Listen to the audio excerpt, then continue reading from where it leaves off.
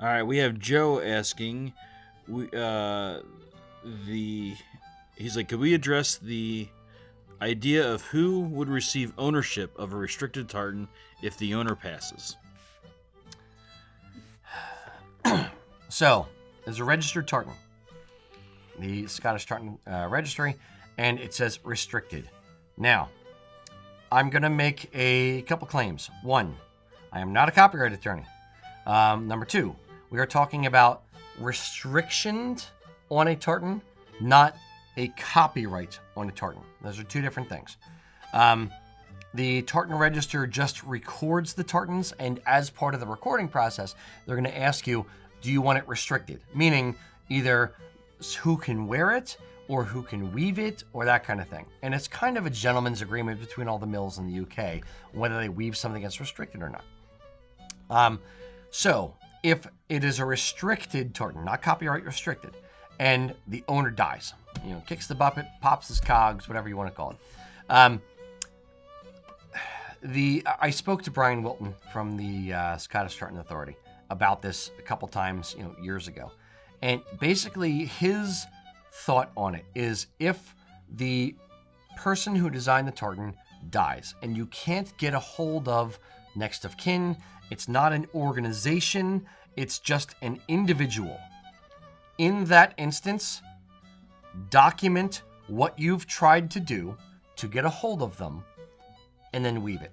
It's one of those where it's kind of easier to ask forgiveness than permission. I'm not saying do anything untoward. I'm not saying doing anything illegal. I'm not saying doing anything unethical. But you're trying your best to get a hold of somebody who would be next of kin or give you permission to do a thing.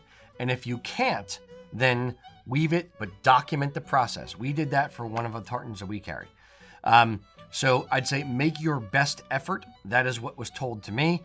Do your best and make an honest, earnest attempt to get permission. But if you can't, then thinking of it, in 30,000 foot view, the tartan will die. Like no one will ever weave it again.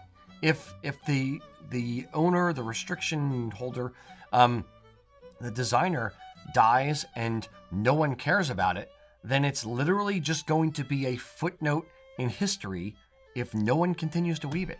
So again, do your homework, try to find someone to give you permission. If it's an organization or a university or whatever, try to find someone to say, hey, you're the next best thing I can find to approve this. Are you guys okay with me doing it? You're just doing the honorable thing of trying to make sure you're going against their wishes.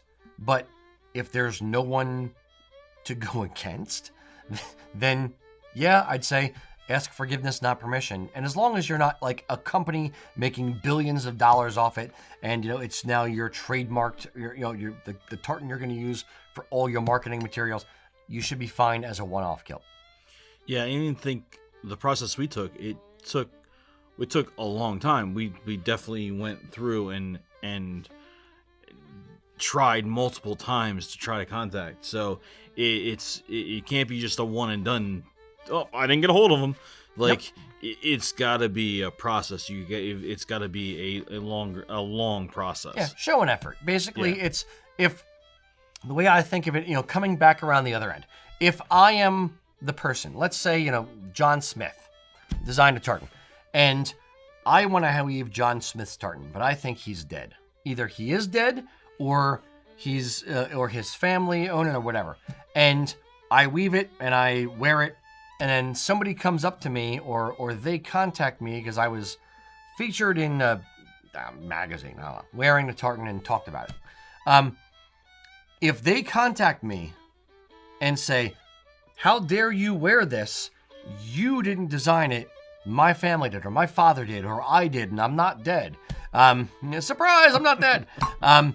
What are you going to say to them? And if you say, look, The email you have listed in the register is this. And I tried contacting that, but the email bounced back. And I tried writing to the address on file, but it came back as undeliverable. And I tried contacting X, Y, and Z, and the Tartan register didn't have any updates on any of your information.